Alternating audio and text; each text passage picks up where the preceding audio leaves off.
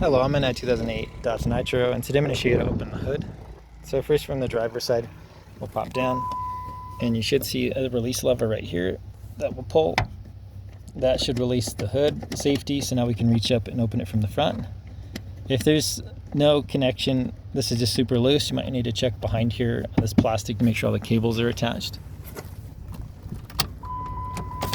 But now that we got that popped, put it up to the front. And you should see that the hood's slightly loose now, so you can reach your fingers in here.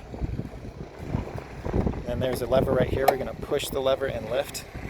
So push and lift. And there should be an arm somewhere to hold this up. But this is what that release lever looked like. So make sure nothing's bent or broken, no debris in there that needs cleaned up. And if it's sticking a lot, maybe try some WD-40 to loosen it. And then up here is where it was hooked onto. So, and then make sure your hood's also in proper alignment, because if that's crooked, that could cause you issues. Maybe I'm blind, I don't see the arm that holds this hood up, but you should see a little arm here that you can fold up normally.